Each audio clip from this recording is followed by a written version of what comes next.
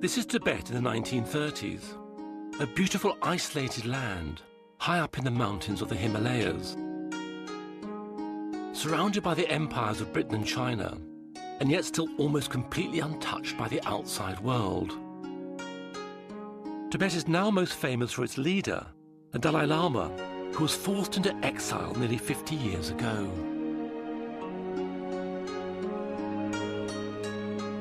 This treasure trove of rare colour films, shot by British, Chinese and Tibetan people who lived through these times, have been preserved by the British Film Institute. These films allow us a glimpse into a world which has almost entirely disappeared, to a time before the Dalai Lama and his people lost their country. Oh, father! I think my father.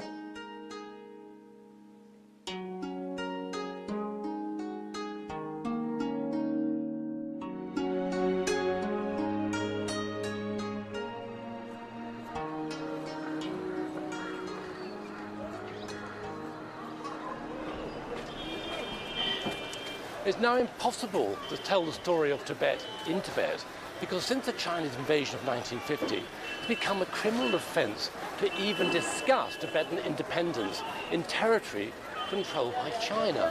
So, to tell the tale of the lost world of Tibet, I've had to come to another country. I've come to India.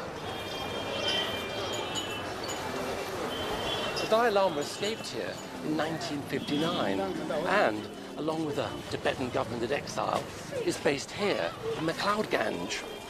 To understand how Tibet was lost, why the Dalai Lama must live in exile, we have to look back to a time when Tibet was a free nation.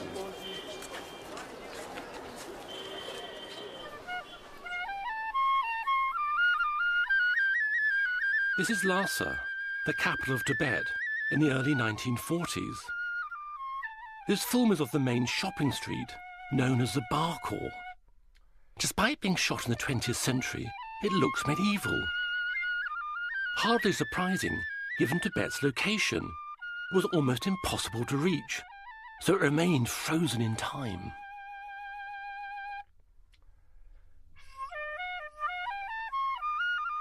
Namgyal Takla lived in Tibet in the 1940s.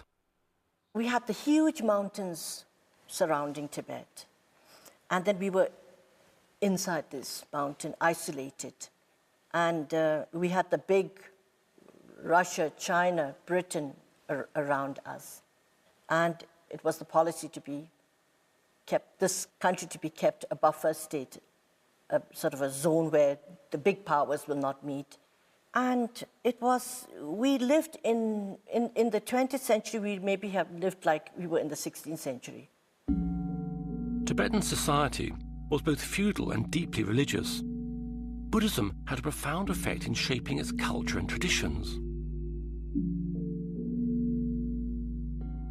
Ruled by a dual system of aristocratic families and Buddhist monks, the government's main function was to maintain the religious state.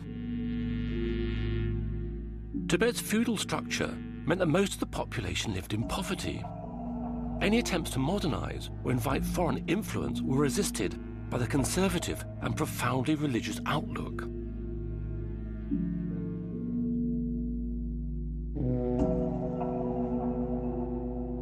Life in Lhasa was dominated by a huge number of religious festivals, which involved most of the city's population.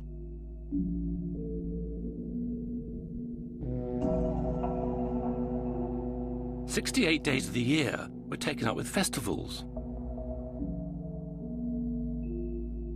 Since the Chinese occupation of Tibet, all of these festivals have been banned.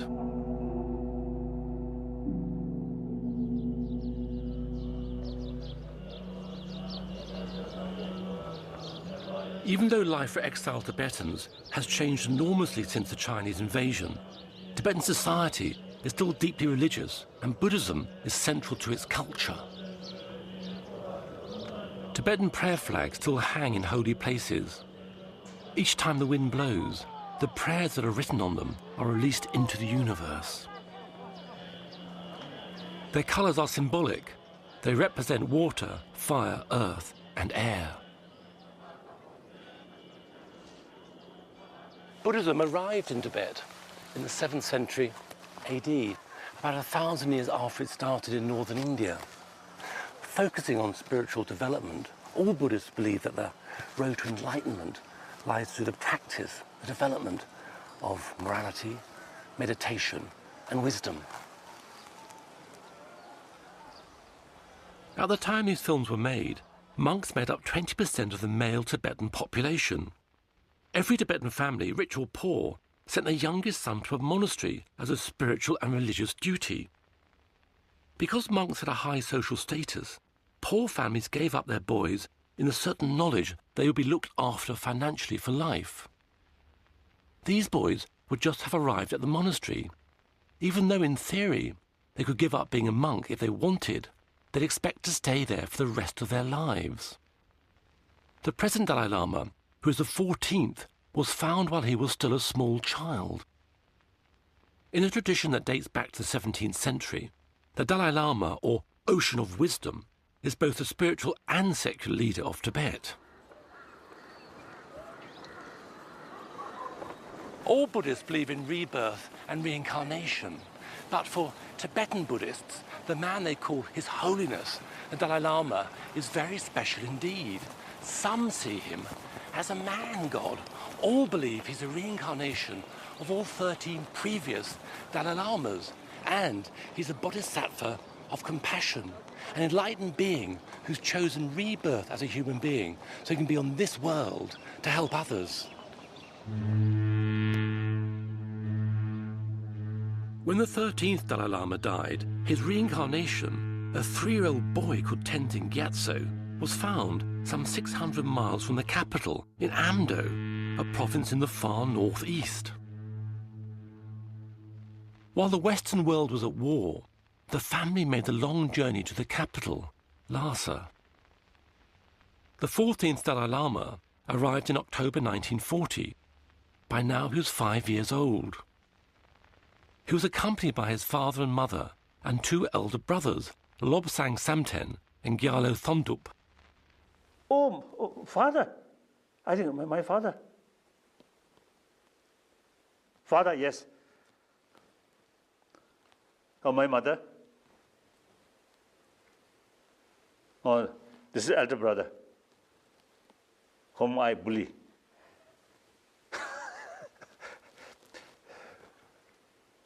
My mother, very, very gentle. Almost I never saw her sort of the mental state of temper. I never saw. Very gentle. Always smile. Something very, very nice woman. A villager, uneducated. At the beginning, illiterate. Later, with her own effort, she can read some books. Now here, yes, my father with mustache. He very much interest keep his mustache very, how to say, very organized way. No, not like that. So he used, of course, our family from time to time eating meat with bone.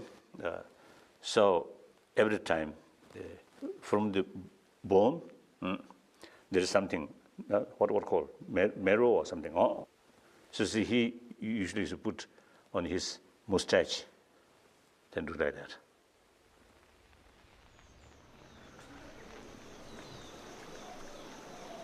Although the young Dalai Lama was revered as a god king, he would not take up his position as head of state until he reached 18. Years of monastic study lay ahead of him.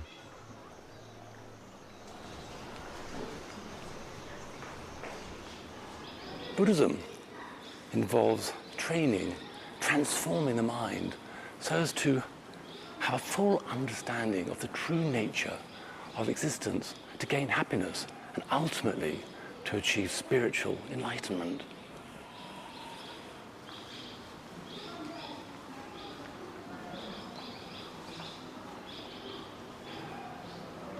Buddhists believe it's only possible to escape suffering, to find true happiness by giving up all worldly desires and by accepting the transitory nature of life, all things change, come to an end.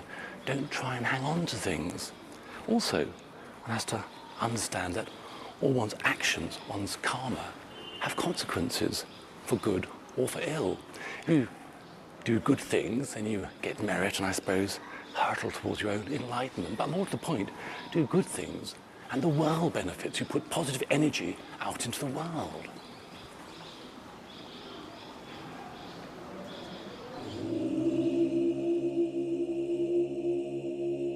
The events of Buddha's life and teachings were celebrated through ceremonies and rituals that dominated life in Tibet. The Malam Chenmo, or Great Prayer Festival, is a series of events which commemorates the day when Buddha preached the Dharma, or sacred text, for the first time. The festival starts when the monks take over the running of Lhasa from the government.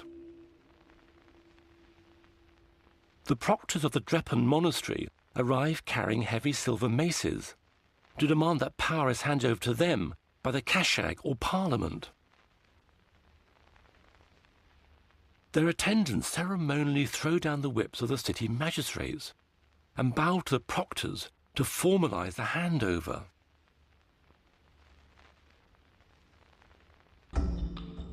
The proctors are accompanied by the Dobdobs, or monastic police, huge monks who carry long sticks and whips.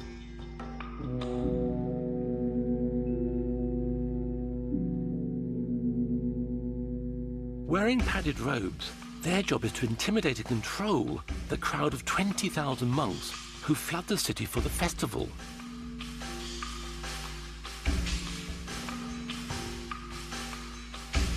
For the next month, the proctors are able to impose fines on the general public for having a dirty house, for using bells on a horse or mule, for women not wearing a headdress, for the wearing of foreign shoes, or any other disorderly behaviour.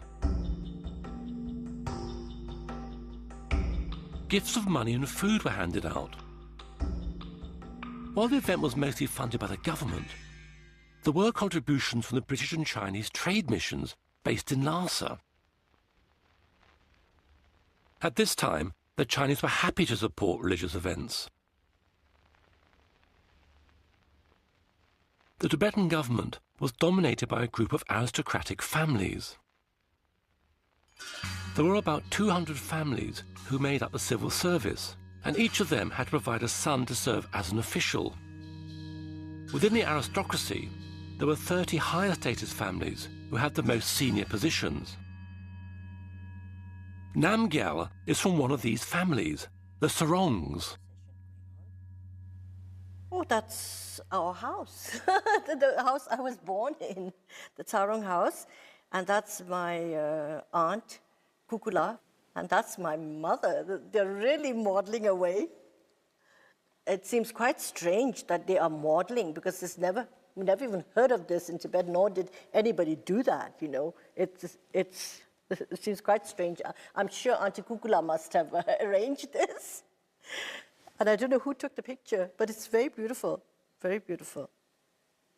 I think they had a British governess, and so she must have taught my mother how to walk, because I can't imagine my mother, you know, sort of showing her clothes. Yeah, they're wearing the Lhasa ceremonial costumes. Kukula is considered very beautiful, and she's really beautiful in here, I must say. And you notice here, this is also in our garden. We had one of the best gardens also in Lhasa, because my grandfather himself, he worked in the garden, and also he made all the family members come and work. And each child had a tree. We had to water the tree, fertilize it, and we were only allowed to take the fruits of that tree and no fruits from the other tree. So we had strawberries, we had gooseberries, we had pears, everything. In this picture, you see my aunts together with my grandfather. They had the same father, Sarong, but their mother, they had 3 different mothers. They were 3 sisters from the Sarong, original Sarong family. This sort of family structure was not unusual in Tibet. Men could marry a number of women, and even women could marry a number of men. The reason is to keep the family wealth together. Married out, the brothers had several wives. There bound to be troubles, and then they might say, okay, we want to separate the land. So they usually had brothers marry one daughter, or the daughters marrying several brothers, so on. It was very common. Divorce did exist, and usually what happened was during marriage, there is a contract made. And then usually most of the divorces, the wife would be well looked after when she leaves the home. And if there's a son, the son stays with the father and the daughter stays with the mother. So there's no custody of children fighting about it. Automatically, the daughter goes to the mother, the son goes to the father. They could also remarry. We had no problems about divorcees or widows remarrying. In fact, if they were younger, they were encouraged to marry. Tibet's feudal structure meant that most of the population lived in poverty. Ordinary families were reliant on the landowners for a living. They were effectively owned by them, and each family had specific jobs they were born into. Phuntsog Sering's family were tailors for one of the aristocratic families in Lhasa. I come from a tailoring family. My father and mother were both tailors, and they trained me. Now, these are the costumes for the aristocratic ladies. In terms of design and patterns, these outfits are type worn by the aristocrats, but they're really quite similar to those that more ordinary women would wear.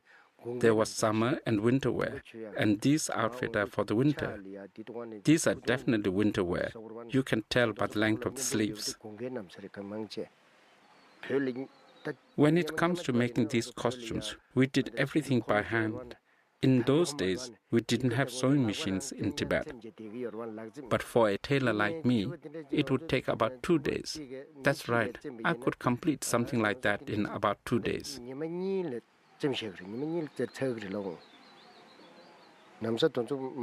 These are the costumes of the Kashak, and they are relatively easy to sew. All of the aristocrat costumes were made of brocade, but the type of brocade, in terms of color, shine, pattern, and quality, would again depend on their rank. If we were making something for government civil servant, the design and pattern would depend completely on their rank and status.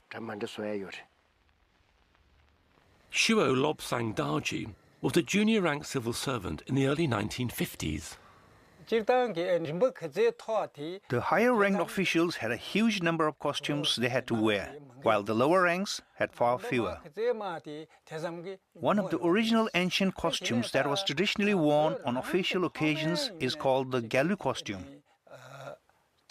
And I have worn that costume myself. I was one of the lowest ranks, like the 6th or 7th grade, and we all wore the Galu.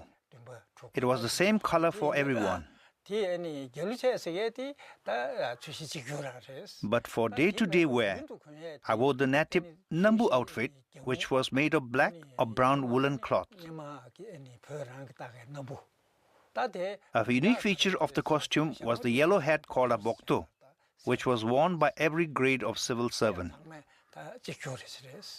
As for the length of our hair, everybody just let it grow.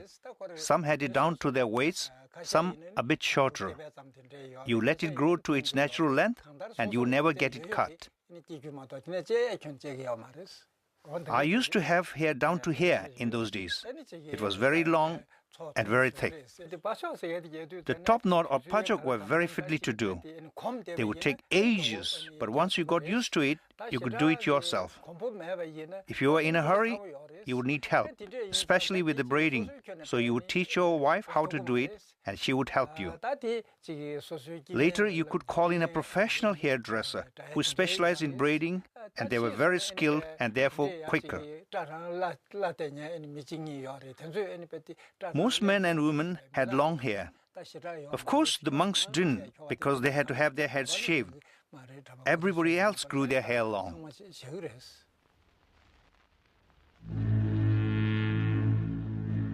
this massive civil and monastic bureaucracy within Lhasa was about to be led spiritually, if not politically, by the 5-year-old Dalai Lama. Before his official enthronement, he stayed at the summer palace, the Norbalinka. At first, his family were also allowed to stay there too, before he began his new life. Of course, at that time, my mother and father and my elder brother remain or stay with me. Then mother and father, I think every day is come to see me. And also I also visited to their home. I enjoy my native village's food. While pilgrims came from all over Tibet, foreign dignitaries also paid homage to the God King.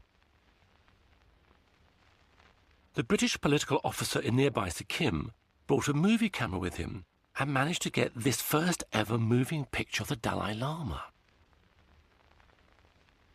Sir Basil Gould, seen here with a white prayer scarf around his neck, also brought an expensive foreign toy car for the little boy. But already his status set him apart from other children, and only his older brother, Lobsang, was allowed to test drive it. Oh, this is my brother, elder brother. So the people felt if I handle maybe too risk, so my elder brother, let him, you see, play. Sometimes I feel a little jealousy.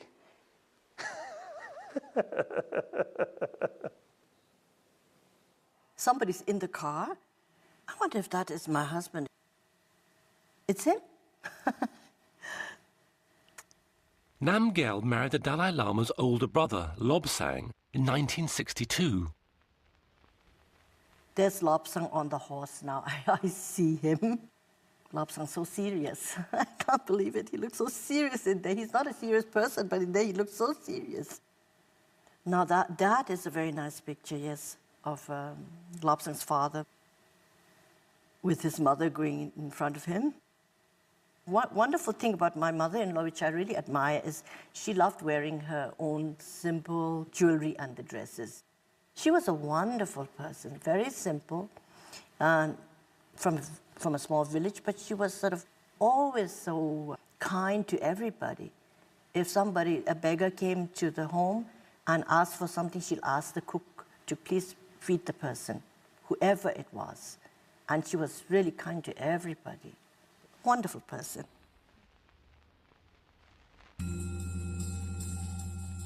The date for the 14th Dalai Lama's enthronement ceremony at the Potala Palace was reached according to complex astrological calculations.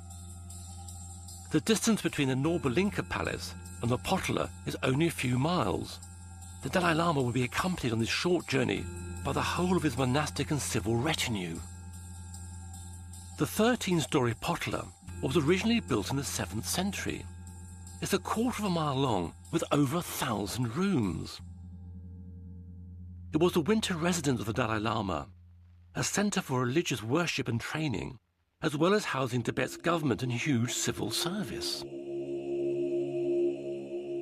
Tenzin Gyatso was enthroned as the 14th Dalai Lama on the 22nd of February, 1940. A life of austerity and strict scholarly pursuit began for the 5-year-old and his brother Lobsang. Well, I think for him, being a normal child and then suddenly becoming a monk and then coming up to Lhasa with His Holiness and leaving the parents and then suddenly going into this huge Potala palace and living there amidst the older monks who can be quite strict. And he used to often tell me it wasn't that pleasant there. The elder brother stay with me. We always play.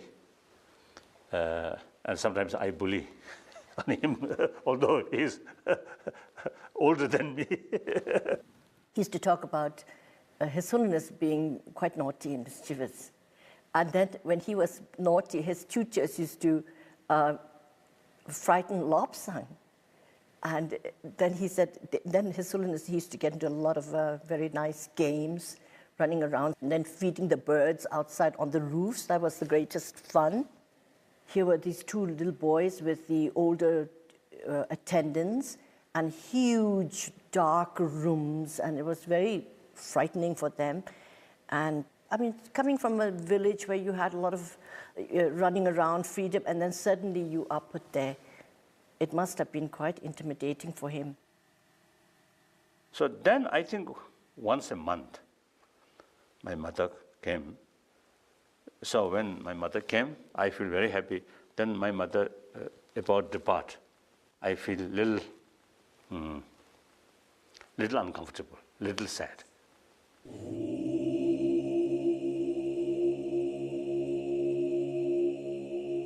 While the young boy studied, a monk regent took the role of Tibet's temporal leader until the Dalai Lama reached the age of majority. Regent Retting, seen here with his enormous bodyguard, Utukpa, oversaw much of this power vacuum, but his regime was seen as corrupt. He was displaced and then imprisoned after an attempted coup. He died in jail. The Dalai Lama had to wait to take full political power, but as the country's spiritual leader, he acted as a figurehead. One of the 5-year-old's official duties was attending cabinet meetings. His strict routine only varied for the important festivals. The festival of the votive offering took place in the eastern courtyard of the Potala Palace. It was a deeply significant solemn occasion in which all the sins and bad events from the previous year were purged, clearing the way for the next. The yellow-hatted monks of Dalai Lama's own Namgyal monastery join the government and civil officials as they prostrate themselves in front of His Holiness. Watching from the top floor is the Dalai Lama. The main event of the votive offering is the chum, a tantric dance. Accompanied by drummers and trumpets, dancers emerge into the courtyard. They have spent many hours in meditation, envisioning themselves as a deity they're about to perform. Uza Naring Tashi was one of these dancers and later taught chum dancing. Now here are the chum dancers making their entrance. I have performed this dance myself.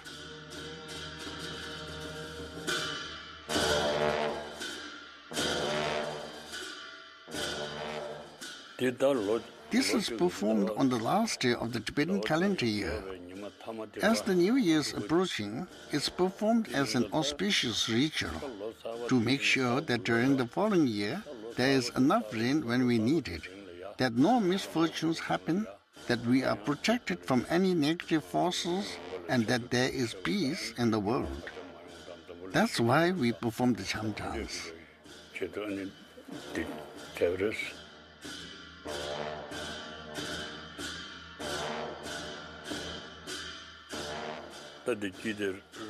This one with the horns in the middle is the principal character of the cham dance, the Thamjin Chögyal.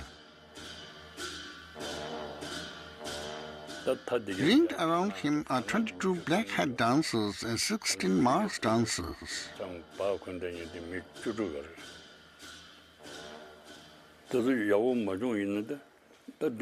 Teaching the stag dance is very difficult, especially as they start as young boys. I found it very hard myself. Although he looked like an adult, he's actually a boy. He would probably be about 12, 13, or maybe even 14. I remember being very anxious and scared during the performance in case we made a mistake, because if you got anything wrong, discipline was very strict. Even if you made a tiny mistake, you'd be punished. Only young boys are agile enough to perform this. Your cham teachers train you. Because the training involves a lot of kneeling, you'd get lots of cuts and bruises on your knees, and you'd get beatings too. Only through such strict training can you achieve perfection. When we began our training and were learning how to do the black hat dance, the repetitive arm and leg movements made you very stiff. So stiff that it would be really uncomfortable to sit cross-legged for the prayer sessions. The costumes were very heavy and difficult to wear, but if you didn't wear them, you would look too puny. You wouldn't look the part, so there was packing to beef you up. You'd get very stuffy inside the mask. The performance would last 3 hours, and the whole affair would be at least 3 hours. At the end of the ceremony, a cathartic fire purification rite is performed to ensure that the last traces of evil are dispelled. Now you can see they are heating up oil in a cauldron. Later they'll add home or alcohol.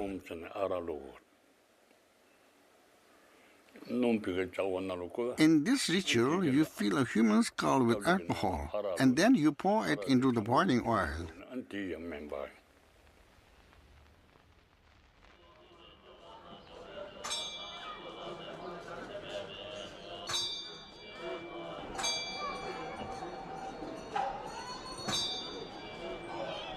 Tibetan Buddhism differs from other types because it has its roots in the traditions of the earlier Bon religion. Therefore, there's a belief in gods and celestial beings, and also there are various traditions that involve all Tibetan society in the practice of Buddhism. Now, Tibetans believe that their prayers can be given added power by being conducted by means of a prayer wheel. Here's a prayer wheel. Walking round the wheel means that my prayers have the power, all the written prayers inside this wheel. Incredible. Also, there are flags and beads which have a similar thing, prayers through repetition. And the mantras are used to really gain merit and to help one on one's path to enlightenment.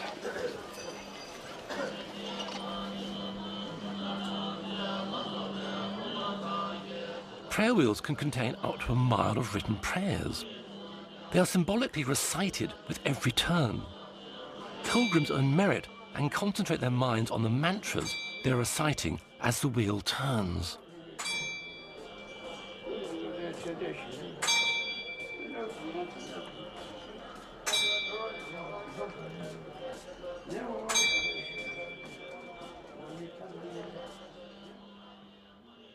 The circular 5-mile walk which surrounded Lhasa was known as the Linkor. On the festival days, pilgrims would start walking early in the morning. Artemisia, scrub rhododendron, and juniper twigs were burnt, and the air would be filled with incense. A new Linkor has been created at McLeod Ganj. It surrounds the Dalai Lama's own residence up there. This replaces the sacred path lost at Lhasa. Pilgrims now walk it. This is a particularly busy day. It's a festival day. These days, I say, they just walk it. In the past, pilgrims would prostrate themselves along the route, and that was done rather like this. One simply stops, says a prayer, and then one measures one's length on the ground, right way down to the bottom and up again. And so one goes, right around the path. I put my feet where my head was and down I go again. Difficult process, but it was to show respect and compassion for all thinking beings, to remove negative forces and to gain merit, to help one on one's path to enlightenment.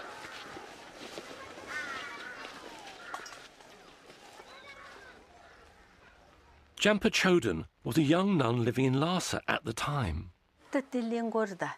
This is the Linkor, the long circuit just beyond Chokpuri Hill. The shot is taken of the section just below Chokpuri Hill. There used to be people carving mantras on stones, making clay statues, and many places where you could make incense offerings. there would be many people walking the lingo. Down here, there would be people doing the half sideways prostrations as well as the forwards prostrations. I didn't manage to do any sideways prostrations, but I managed to do one circuit doing the forward prostrations. Here they're making the descent. Sometimes when you're prostrating here, you would nearly fall down. I did a lingo circuit. I took 6 days and morning. In the midday sun, you couldn't do the prostration, so you would have a rest. Friends would bring you a meal, so you would have a lunch break. People would normally get up early and start at dawn.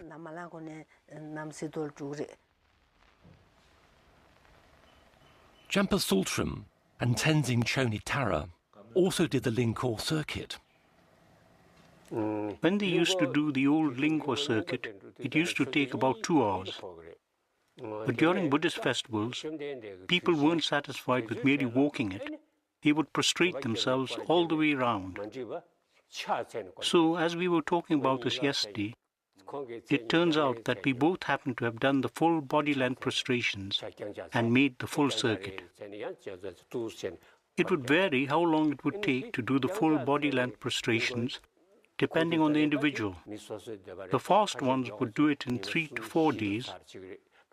Others might do it in short stages, so it would take about 7 to 8 days to do the full circuit. Wherever you ended the day, you'd leave a mark, and then you'd resume from there the next day. He said yesterday he did it in 4 days. The reason for doing the prostrations is to accumulate merit and to cleanse yourself of your negativities. It's an entirely spiritual activity.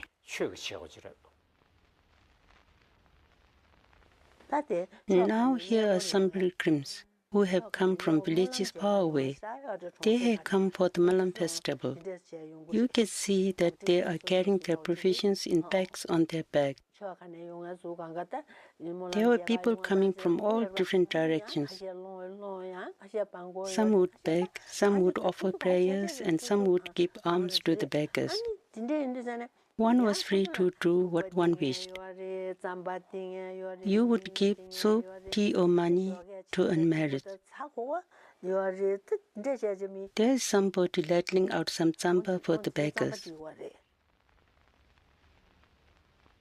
On the day to celebrate the Buddha's enlightenment, the Lingkor is especially crowded. Many people are begging for alms. The giving of money, food, or tea was very much part of the pilgrims' practice, and it still is today. These days in McLeodganj, the beggars are Indians, and the pilgrims giving money are Tibetan refugees.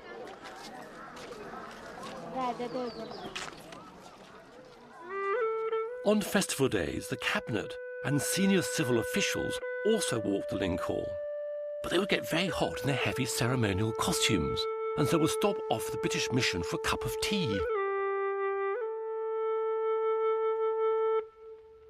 Historically, the British and Chinese were officially represented in Tibet. British pressure to allow trading had led to the establishment of a new British trade mission in 1937, and in the mid-1940s, a Chinese representative arrived in Lhasa. Relations with the British were cordial, while they were more tense with the Chinese. Dr. Sun Lien Shen, seen here being welcomed by Jigme Tering, the Tibetan finance minister, was a representative of the Chinese nationalist government. At home, China was in the midst of a bloody civil war between the nationalists and the communists. Life in Lhasa continued according to ancient custom and practice. The Dalai Lama lived in the Potala during the winter and the Norba Linka during the summer. Twice a year, the civil and religious hierarchy accompanied him on his move from palace to palace. Identified by the peacock-feathered umbrella, which accompanied his sedan chair or palanquin, the whole population of Lhasa watched silently for a glimpse of His Holiness.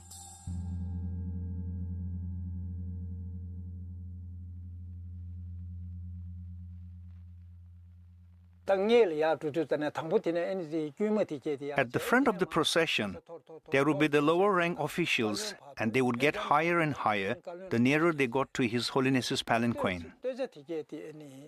The front column are the monk civil servants in order of importance, up to the cabinet ministers who ride alongside His Holiness.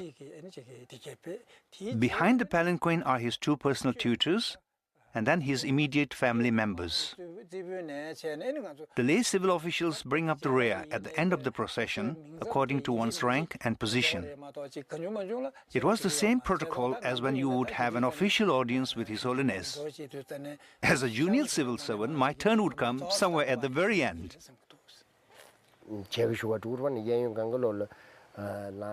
I went to see the Dalai Lama many times. We would stand on both sides of the route. Because he traveled in a palanquin, you only be able to get an occasional glance of him. We used to also stand in line with the crowd and view and get a blessing from His Holiness while he was in the palanquin, because everything was so silent, incense burning, and people very quiet and trying hard to get a glimpse of him. And at the end, they would have the army band coming, which was more fun. I mean, sort of a lot of excitement then. Oh, that young monk, I think out of curiosity, looking. In any case, from my childhood, from that age, I always smile with people, with public. So people also, you see, love my smile. So whenever I look like that, the people express some kind of expression of overjoys. I think around 10 years old, around 10, when I look this, I feel the people consider or the reincarnation of High Lama. But actually that young boy, I think only play how to play. So there is big contrast.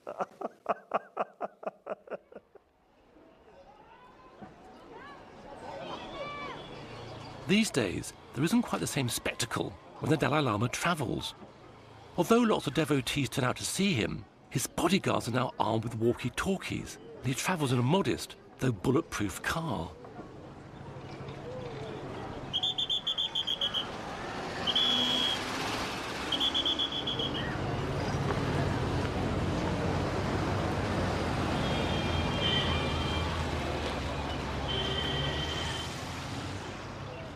Tibetan Buddhists have retained much of their culture and religious practice since going into exile.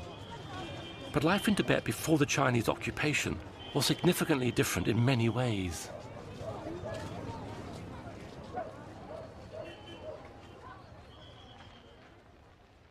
The Tibetan year is marked by many religious festivals. Here, at the Dalai Lama's own Namgyal monastery, thousands of people gather to celebrate New Year.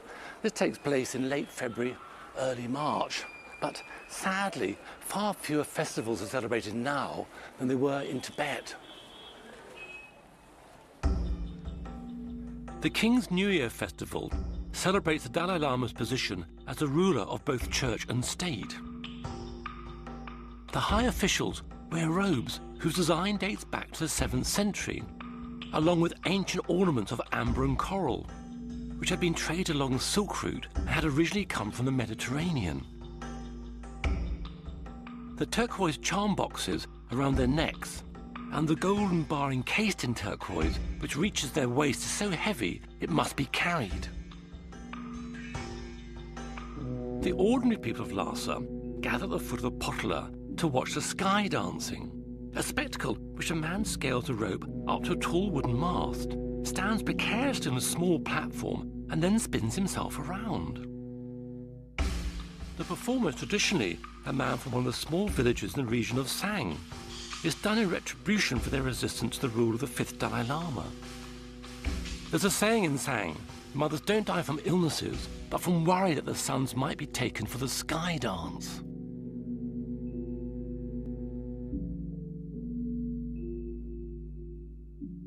The casting out of the votive offering was one of the biggest and most elaborate of the celebrations.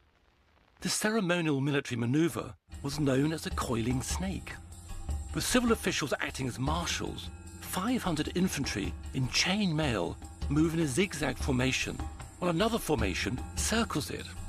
Seemingly chaotic, it was highly organised, and the troops rehearsed for months to perfect it.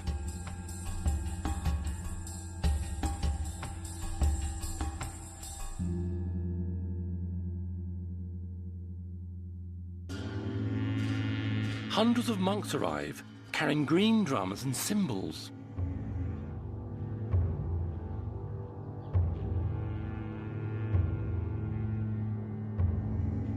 Next, the torma are brought out, tall sculptures which have a grinning skull on top and represent all evil spirits. Wearing an ornate headdress, the Nechung oracle, a monk who is chosen for his psychic powers, appears in a state of possession. The oracle's helmet and costume are so heavy that the medium can hardly walk in them when he's not in a trance-like state. He races around chaotically, chasing the tormas into a clearing, accompanied by hundreds of monks and most of the population of Lhasa. When the oracle arrives, he shoots a burning arrow into bonfires which contain the evil spirits, and they're set ablaze.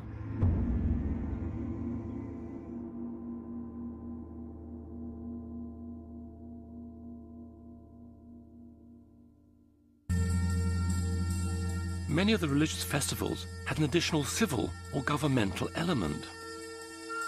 At the review at Trapchi, the Tibetan cavalry assembled in front of the cabinet and government officials.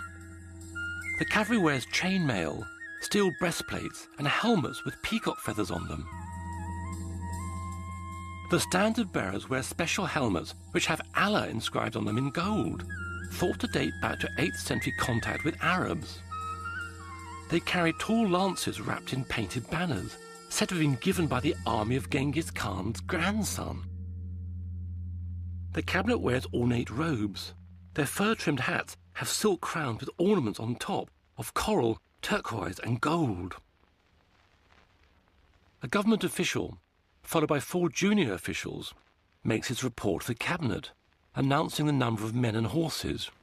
Shio Daji had to attend the review every year. These official functions tended to be rather long, drawn-out affairs. However, each one of us had our own responsibilities to perform. As you can see here in the film, when we junior accountants had to present the inspection report at the review at Trapchi, we had to give the full list of horsemen and their equipment. So I had to feel very tense from early in the morning as I had to present the report aloud in front of a huge gathering of people. I would worry that I would make mistakes and embarrass myself, so I felt scared. I would be so terrified that time would just fly past. But when I had no responsibilities, the ceremony would get tedious and seem to go on forever. So we young ones would quietly sneak out the back for a cigarette and a chat. Another military event, the gallop round the fort, was slightly more exciting to attend. These are the special Molam Festival cavalry. 2 Yaso generals command them. Together they are being prepared to lead the presentation. There were 3 targets. The riders had to ride past, fire a gun, shoot an arrow, and spare each one. If they managed to hit each of the targets, they would be presented with a victory scarf.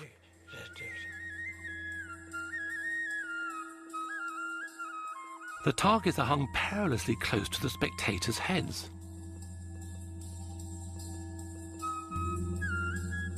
There is frighteningly little crowd control, and serious accidents result. Finally, the competitors line up to receive their prayer scarves. The event ends when they perform a special Mongolian salute.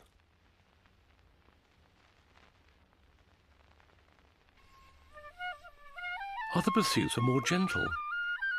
The people of Lhasa, rich and poor alike, took advantage of the summer festivals to enjoy their environment. During the month of celebrations to honour the Buddha's enlightenment, the government ministers and officials are rowed around a lake to make offerings. After they'd had their turn, the ordinary pilgrims were allowed to go. It's hard to believe that war was raging in the rest of the world as the people of Lhasa set off for their annual picnic season.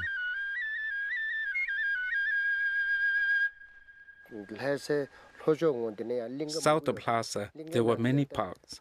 During the first 2 weeks in May, it was picnic season. The quality of the tent depended on how rich you were. Poor people would just rig up a sheet or a small tent, but everyone went. People might picnic for 1 day or for longer, but on the 15th, everybody would go to their local place of worship and then come to the picnic.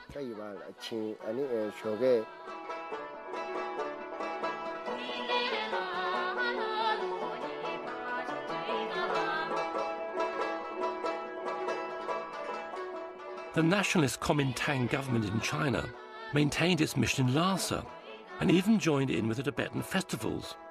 However, at home, the communists were growing in power and a civil war was raging. You see the flag there? It's the flag of the Chinese Kuomintang. In those days, the Chinese in Tibet were mainly the official representatives of the Kuomintang. The present Chinese hadn't arrived yet. Here you can see some people performing the incense burning ceremony. And here are some monks playing the long horns and the oboes. This is a group of Nangma musicians. They had their own musical association. I know one of them, the man wearing dark glasses. He's called Namgyal. He was a very well-known musician in Lhasa. He was a brilliant harmonica player. He also played the Tibetan lute and other instruments. He was blind, and that's why he wore dark glasses. Everyone knew him by his nickname, Namgyal, no eyes.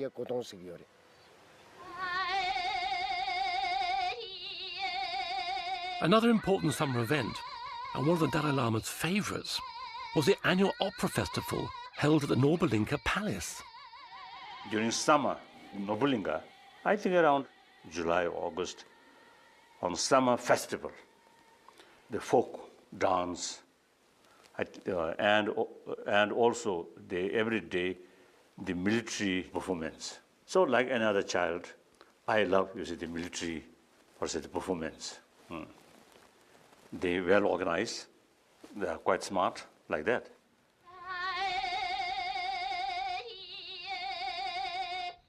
Opera, Tibetan unique opera is a play.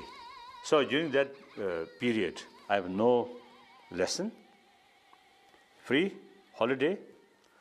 Then my mother often come because during that period, my family stay in residence in Nobulinka. They stay there a few days. So I'm very happy.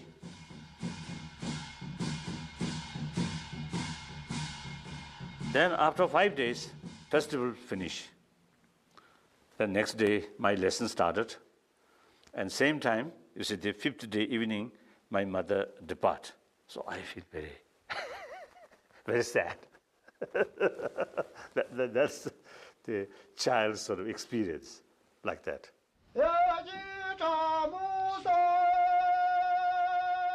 For the commoners in Lhasa, participation in some festival events was not really a matter of choice. For the wrestling and weightlifting, the contestants were all from the Dalai Lama's personal bodyguard regiment. Though it's hard to believe, given their size and stature. The wrestling was a particularly unpopular duty, as they had to wear loincloths. It was deemed to be shameful appearing semi-naked in public, and especially in front of your superiors. For most, shyness meant they were covered up quickly. But some seemed to rather enjoy it. At the same time as a horse race is being conducted around the city, there's also a foot race. A motley group of men running brightly coloured outfits, somewhat unenthusiastically. The race is compulsory and is performed as a duty to their landlords.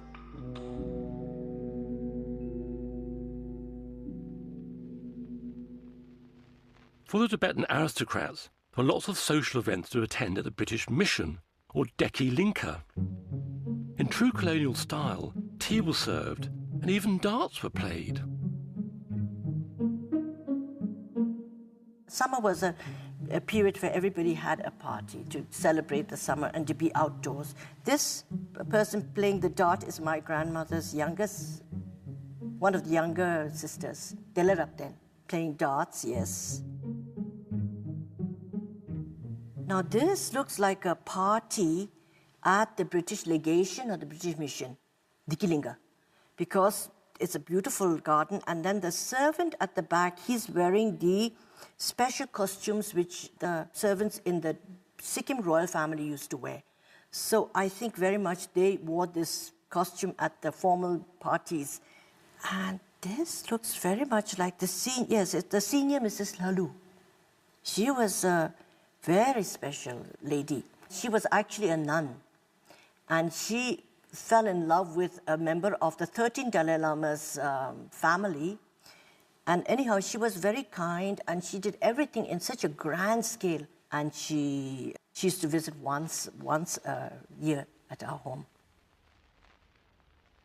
The British mission closed when India gained independence in 1947.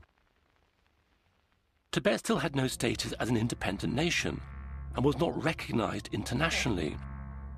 The civil war between the communists and nationalists in China continued. The Tibetan government realized if the communists won, they would not tolerate their religion. However, they didn't want to be seen to be taking sides, so they politely asked the nationalist Chinese to leave Tibet.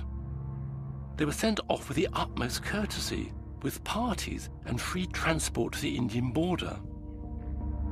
The small Tibetan army was reorganized, new regiments were formed, and they were re-equipped. In 1949, the Chinese Civil War ended, and the People's Republic of China was established under Mao Zedong's chairmanship.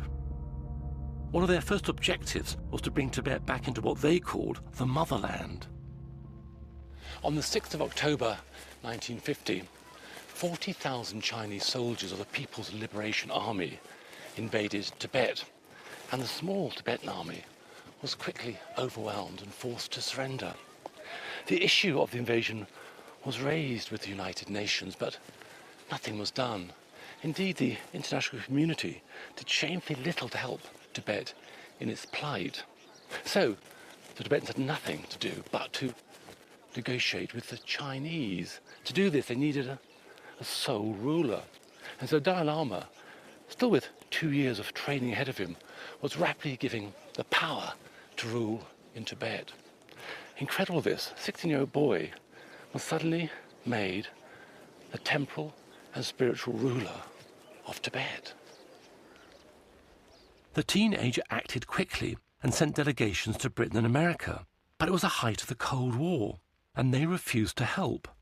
The Chinese, however, were happy to talk. Fearful that Chinese troops would invade Lhasa, the Dalai Lama instructed Tibetan officials in Beijing to begin negotiations. The 17-point agreement, in which Tibet was defined as being part of the Chinese motherland, was signed in Beijing without the Dalai Lama's consent. The reunification, as the Chinese called it, was completed when the invading forces reached Lhasa in October 1951, and Tibet was conquered. Samdong Rinpoche was in Lhasa at the time. At that time, there are quite a sizable number of Chinese military personnel arrived in Tibet, and they have set up loudspeaker radio in Lhasa town. So there was a lot of wires going over the houses, and there's a big loudspeaker. So it was not a radio, but just propaganda through a whole the town covered by the loudspeakers. After the Chinese arrived in 1951, everybody felt that they had lost their way. They didn't know what to do. There was a real feeling of tension and uneasiness in Lhasa. The Chinese were becoming more and more oppressive by the day. His Holiness was in a very difficult position in the face of the military power of the Chinese. Rather than resist Chinese rule, the Dalai Lama attempted to make the 17-point agreement work. As it was meant to allow the Tibetan government to continue running its own country, for the next 3 years he set about introducing social and land reforms, attempting to propel Tibet into the 20th century. However, he still had ancient and highly demanding spiritual duties to perform. The Kalachakra ceremony, or Wheel of Time, is one of the most complex systems of theory and practice in Tibetan Buddhism. The 17-year-old Dalai Lama was initiated into this tantric tradition in front of hundreds of officials and monks at the Norbalinka Palace. I think this is the first time of Kalachakra initiation at Norbalinka. I think 16, 17. I already, took the responsibility of the Kasa, the temple power. Oh, bless me. Here comes His Holiness the Dalai Lama. Here he is receiving mandala offering for long life. He's looking so young. He's not wearing glasses yet. He must be 16 or 17. Here is the Lord Abbot, elder brother of His Holiness, Losang Samte. It must be inside the Norbalinka. This is during the Kalachakra teachings. It looks like the people are throwing scarves forward to request the teachings after the mandala ceremony. You would say prayers, then everyone would throw scarves forward. It was what everyone did in Tibet, but these days His Holiness discourages it. In 1954, the Dalai Lama received an invitation from the Chinese to go to Beijing. Most Tibetans were against the idea, fearing for his safety. The Dalai Lama, however, was determined to go, seeing it as an opportunity to be able to talk to Chairman Mao in person. Then I felt, not only me, but some officials, some high officials, now two opinions. One opinion, now this is the right time, should go to Peking and meet high officials, high leaders. Then some very much reluctant, very much against. I think out of fear. And my own opinion is, now better go there. Eventually, it was decided he could go, provided he returned within 1 year. His Holiness himself promised the people he would return within the year. I heard that when he was about to cross the Tsangpo River, people had come from Lhasa in their finest clothes. In Tibet, it is a custom for women to dress up for special journeys for good luck. They all crowded along the river bank, looking very anxious. Some were even about to throw themselves into the river in sorrow and desperation. Now this is actually, departing Lhasa to China. I think this one. I like missions or these modern things. So I love to visit China. But at the same time, not like just tourists, also have some responsibility. So not very certain. So all kinds of mixture feeling. Some hopes, some doubts, some fears, some, undecisive, like that. And also some excitement. The Dalai Lama attended the first National Chinese People's Congress, which included 10 seats for the Tibetan delegation. He was impressed by Mao and felt a great affinity with many of the egalitarian principles of communism. However, At their last meeting, Mao wasted no time in giving his true opinion of Tibet and its future under Chinese rule. As the Dalai Lama left, Mao turned to him and said, "Religion is poison." The Dalai Lama returned home. News reached him that the Chinese authorities in eastern Tibet were confiscating lands belonging to monasteries and redistributing them amongst themselves. The situation deteriorated. Fighting broke out between the Chinese army and Tibetan freedom fighters, and refugees began pouring into Lhasa. In the midst of this tense atmosphere, the Dalai Lama still had to take his final monastic exams, the main focus of which were public debates.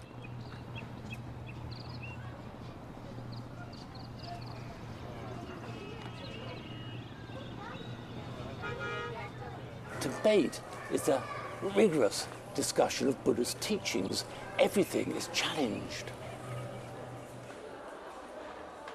Debate is an ancient tradition within Buddhism, which is still practiced today, although the monks, and now nuns, are somewhat more vigorous in their style than they were in the 1950s.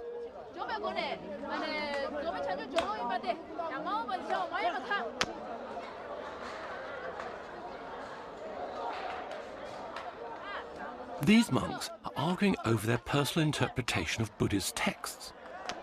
The skill is in arguing and using logic and your own analysis to back up your points. They are punctuated with claps to the hand. The respondent must then reply.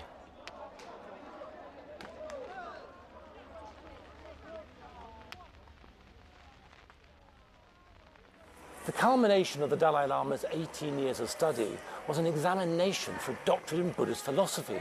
It started with debates at 3 of the largest monasteries in Tibet.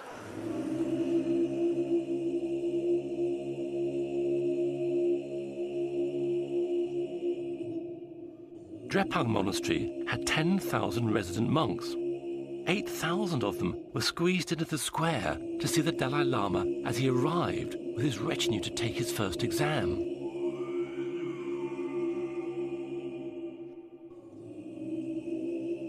The monastery owned local estates and had some 20,000 tied peasants who worked the land and paid them taxes. The revenue paid for the prayer sessions and festivals which dominated monastic life. Feeding the monks for big events like the examinations was a huge, if somewhat rushed, process.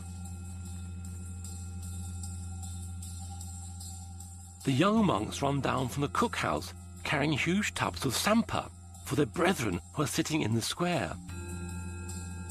Sampa is roasted barley flour mixed with yak butter, tea or water to make dough.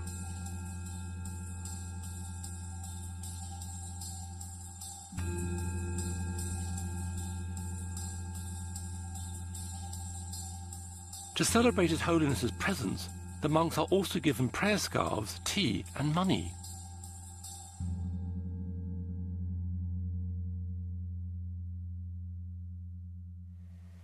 I'm somewhere here, somewhere among these, the second row or third row I should be.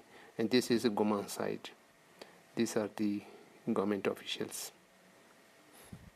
Now His Holiness is offering the debate to the 2 abbots. During his early life, he had to go to China, and he had to go to India, and he had so many things to attend.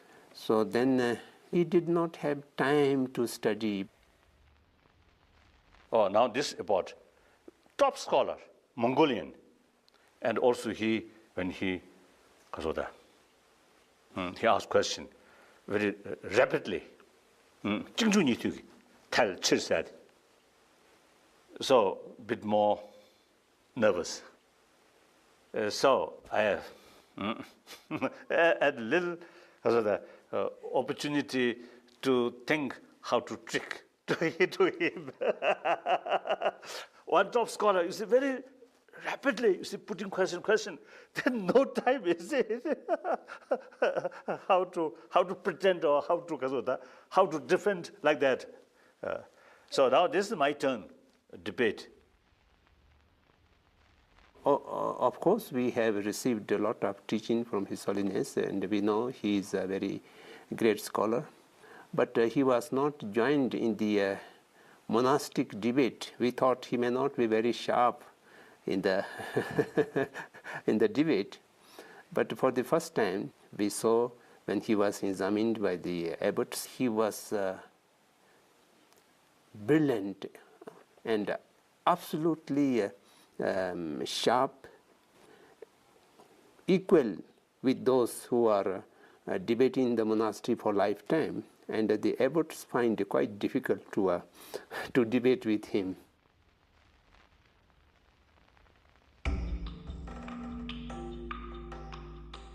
The next exam was at Sera Monastery. The whole of the Dalai Lama's government travelled with him, allowing him to consult with them about the growing tension in Lhasa.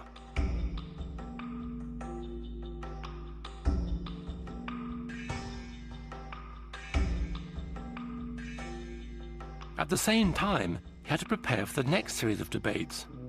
But the abbots each had their own individual style of arguing. In Sera Monastery, you see, when you debate with the opponent, good scholar, then their answer is something logical or something, you see, they valid, meaningful.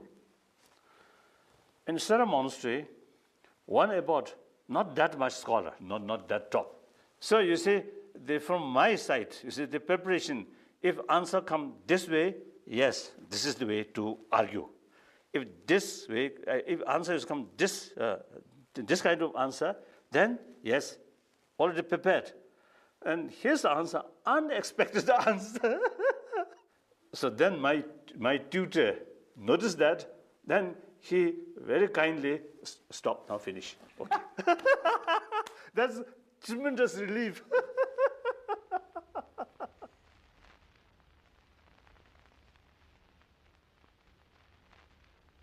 The last of preliminary exams was some distance from Lhasa, at Ganden Monastery. Ironically, the examinations at Ganden proved to be a brief period of respite for Dalai Lama. Thousands more refugees had fled the fighting in the east and arrived in Lhasa.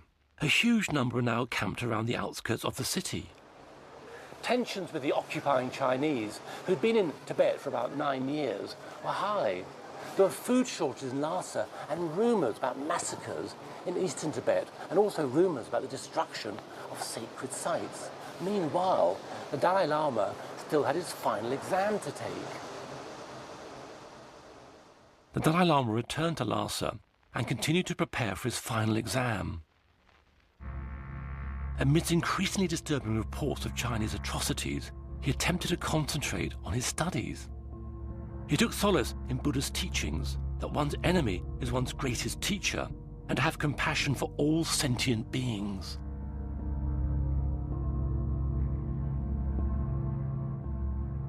The final exam was arranged to take place at the same time as the Mulam New Year festival. There were 30,000 monks in the city, and pilgrims were arriving from all over Tibet. The Jokang temple was full to bursting. The cabinet, civil officials, and all the senior abbots and monks were present. At that time, things were very tense. On the one hand, a very solemn and grand ceremony was taking place. On the other hand, we were in a very dangerous and tense situation. There are a lot of rumors about danger to his security, and the threat perception was very high. And therefore, it was very tight security arrangements used to be there, and that was a bit annoying. And that was not a consonance with the monastic atmosphere. So a lot of soldiers with guns and very attentive and with walkie-talkies. These are not familiar with the people. So that was a tense and also the joyful. These are going together. Gun emplacements were built. There were Chinese carrying rifles patrolling the rooftops opposite. Everyone, government officials, the clergy, the people, were there for the religious function of the 13th, but they saw clearly the Chinese soldiers walking around on the rooftops. I was involved in organizing the event. In this emergency situation, there was nothing we could do.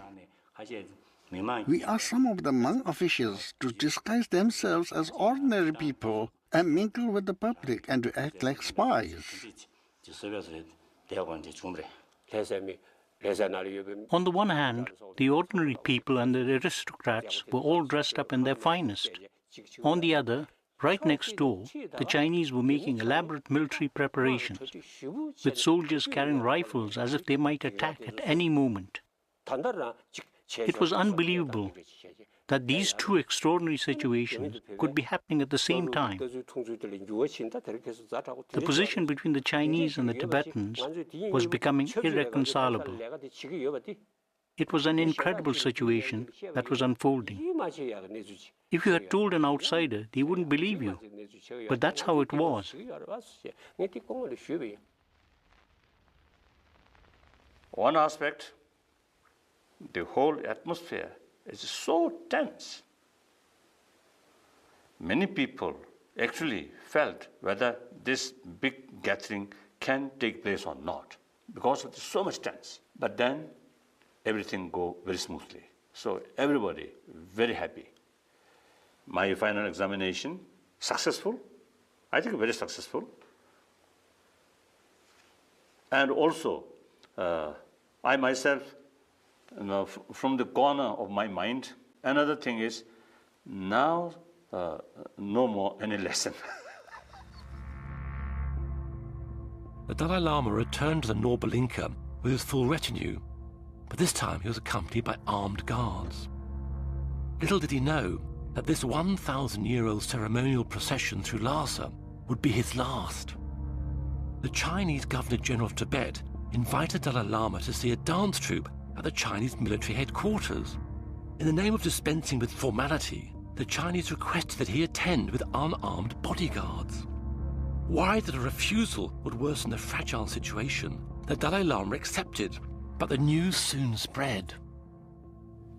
The Tibetan people came pouring into the Nobulinka, and their spokesmen forced their way into our official meetings. So His Holiness didn't go. This meant that any communication between the Chinese and the Tibetans had completely broken down. As this had happened, everybody felt it wasn't safe for His Holiness to stay. You could never tell what the Chinese might do. So everyone wanted him to leave as soon as possible. Although that was what everyone was thinking and what everybody wanted, no one dared say it out loud. We were all terrified. The Dalai Lama received news that the Chinese were planning to attack the crowd surrounding the Nobulinka and bomb the building. Convinced that if he left, the people would be saved, he decided he had to leave. Of course, I think topmost in my mind is fear, sadness, and almost like the feeling of desperate. And also leaving some of my close friends, sweepers, or some monks who look after temples or the libraries in Nobulinka, and including my dog. So as a human level, very sad, one factor. Then also, several thousand Tibetan, suppose different Nobulinka already gathered there. So that also additional worry.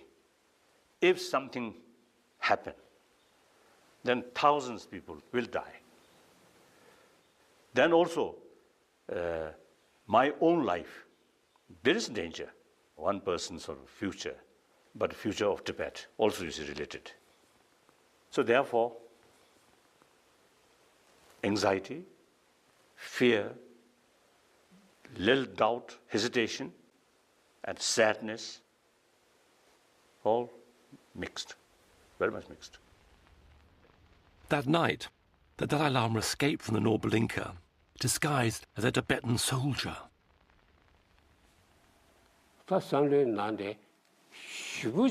I had an indescribable feeling. On the one hand, I was exultant that His Holiness was able to leave. On the other hand, I was very sad when I saw him. Unlike the usual protocol and fanfare, he left wearing an ordinary brown uniform, carrying a rifle like a soldier.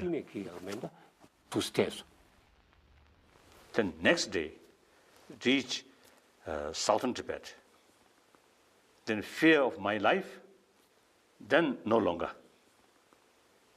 Then we have no hesitation to criticize about our Chinese brothers and sisters. While in Lhasa, although sometimes we criticize, but from one corner of our mind, we, be careful, be careful, be careful, or that kind of sort of situation. Then as soon as we reach southern Tibet, the free from Chinese forces, we get some extraordinary feeling now, freedom. 2 weeks later, after an arduous journey through the Himalayas, the Dalai Lama reached safety in northern India. That morning, around dawn, they began shelling the Nobulinka. At around 9 or 10, I went to Chokpuri Hill, to the defensive position I had been assigned to monitor. When I looked towards the Potala, I saw there was a huge fire in the eastern wing. Near the account section, a huge fire. The canal bombardment started from the bottom of the hills upwards. That was followed by the rat-a-tat-tat of the machine gun fire. It was relentless. In any case, eventually, even the Zulakan was taken over and completely looted. Everything except for the George statue and the Sunze chapel, it was left like an empty shell. Everything else was destroyed. It was taken over by the Chinese soldiers and turned into, what's the word in Chinese? A trote. We weren't allowed in because it was turned into a military barracks and heavily guarded. Then around 4 or 5 in the evening, when I looked across at the Ramakang ferry crossing, I saw large numbers of Tibetan horsemen, foot soldiers and ordinary people. Many of them were from the Tibetan volunteer force. Then the relentless bombardment began. In the dust and smoke, I saw people and horses falling. The intense bombardment went on for about an hour or two. That day, over 1,000 of our people were killed. I saw it all with my very own eyes.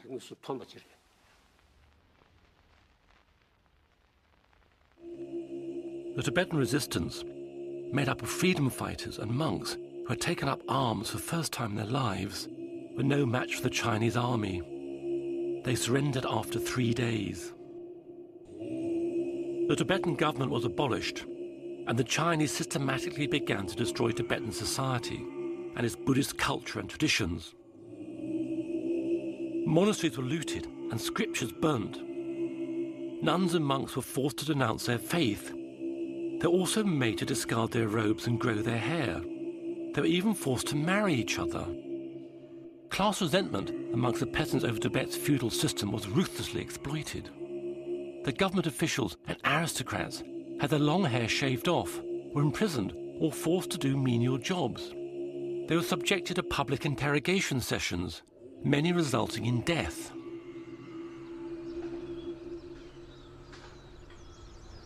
The Indian government granted the Dalai Lama political asylum, and 80,000 refugees escaped from Tibet to join him. He has lived here in Dharamsala, known as Little Lhasa, ever since. the Dalai Lama appealed to the United Nations, calling on China to respect the human rights of Tibetans and their desire for self-determination.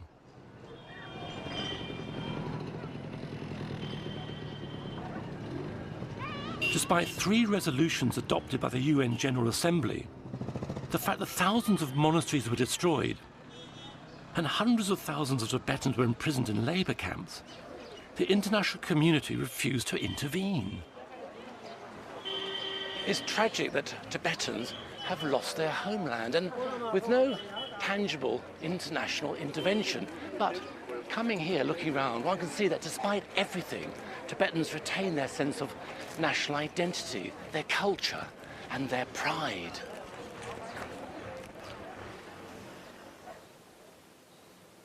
Looking at these pictures that you have here in front of me, it's entirely a different world. And it was, to me, it's very sad. For instance, like my grandfather wanted Tibet. I get very emotional to talk about Tibet, you know. My grandfather wanted Tibet to be with the outside world and to join the United Nations, to educate the Tibetans outside and to be with the modern world. But his visions and his wishes, and also his 13th Dalai Lama and the 14th Dalai Lama had a wish that we must have contact with the international world. But unfortunately, from our own side, we were so blind and we knew nothing of the outside world.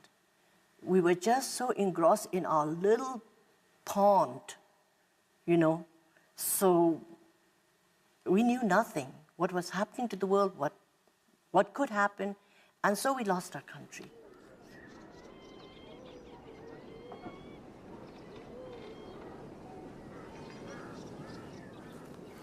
The Dalai Lama advocates a middle way, which means he wants Tibetans to move back to Tibet, even if they become a minority within China, but a minority with a degree of self-rule.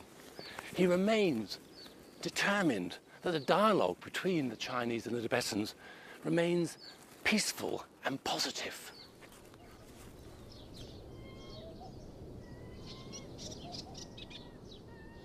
Middle approach is the best.